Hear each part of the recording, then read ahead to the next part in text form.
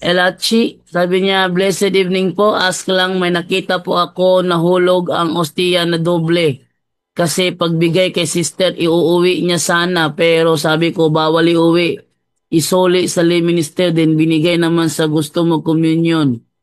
Tanong, tama ba yung ginawa niya?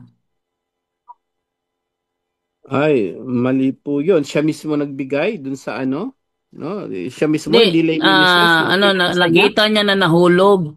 Tapos, pagbigay kay sister, iuwi niya sana. Iuwi sana ba?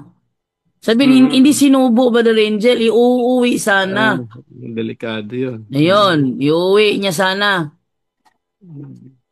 So sa mga gano'n, no, yung mga tinatawag na yung nakakita kayo sa ano, no, sa lapag, alam sa simbahan, no, sa sahig o sa ano ng simbahan, kapag nakakita po kayong gano'n, paalala po sa lahat, ibigay niyo po, no, pulutin niyo with reverence, may paggalang, dahan-dahan. No? Tapos ibigay niyo po kay Father or ibigay niyo sa lay minister at si Father na bahala doon. So pagka kasi galing sa ano yan, sa ano natin, hindi na consumable, hindi na pwedeng i-consume or hindi na pwedeng kainin, itinutunaw yan. No? May tinatawag na sa sakrarium, yung parang lababo, doon inaano yan. Or yung fixed vessel na may tubig, dinidissolve yan. So yun po ang dapat, yung proper po ng disposition, no? Pero hindi ko alam kung ano sabing binigay niya sa iba. Wag natin gawin 'yon.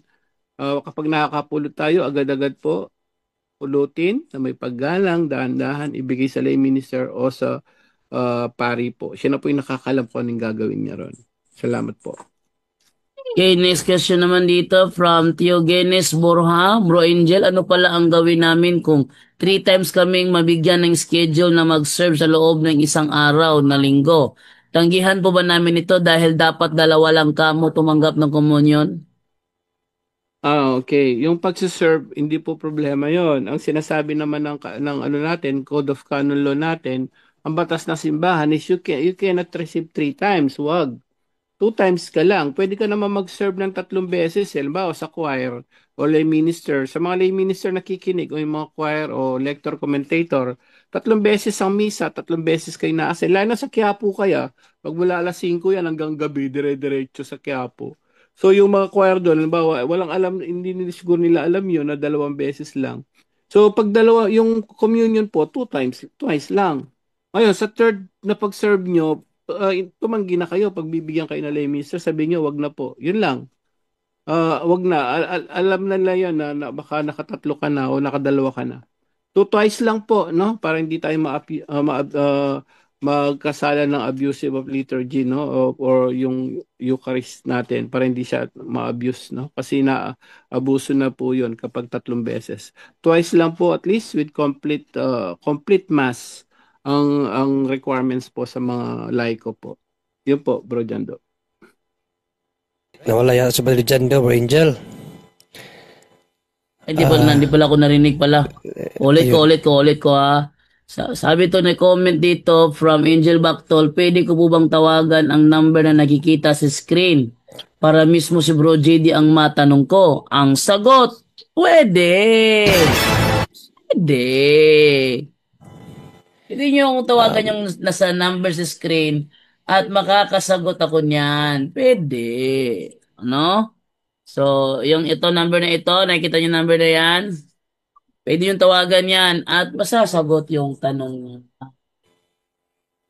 Ihanda ko na lang dito, baka sakaling kung tumawag sa ano sa WhatsApp, magre-ring yung computer. Pag tumawag sa number ko, eto cellphone ko, niready ko na yung cellphone ko, baka sakaling may tumawag. Okay. So, move naman tayo nga sa next. Sabi naman dito, mm, okay, sabi to ni Teresa Nabiyong, sa mga patay, pwede ba misahan sa kanilang bahay kung siya ay ilibing na? Kasi sa aming probinsya, ginagawa nila yan kahit may chapel naman. Allowed ba yan? Allowed ba yan? So, maraming salamat po. God bless. Oh, pamisa kayo? Oo, pero dapat talaga sa chapel, no? Pero Depende sa probinsya yan, no? Depende rin sa ano. So, pamisa, yes. Actually, 'di ba, meron naman talaga si Father nagmimisa siya sa mga ano, sa mga burol o sa mga may nakaburol. Pamisa sa ano, blessings din at the same time sa mga patay sa burol.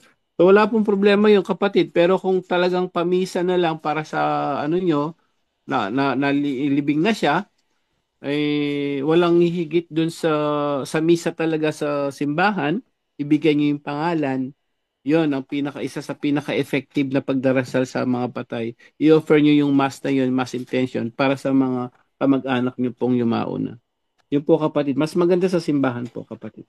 Sabi dito ni Angel Bactol, hello po, gandang gabi po sa lahat. Lalo na po sa taga punto por punto. Gusto ko po sanang pumasok pero di ko alam paano. Paano pumasok sa punto por punto? Una, via Zoom meeting. Nasaan ba ang Zoom meeting link, meeting ID at ang passcode? Nakapost siya sa Facebook page na straight to the point. Ang profile pic niya mukha ko. Ayun. Pangalawa, pwede sa WhatsApp. Kung meron kayong WhatsApp, tawagan niyo ako sa number na yan. At ikatlo, pwede rin sa mismong cellphone number ko. O, na, yan pa rin. O, so makakapasok yung, ano yun, yung call ninyo.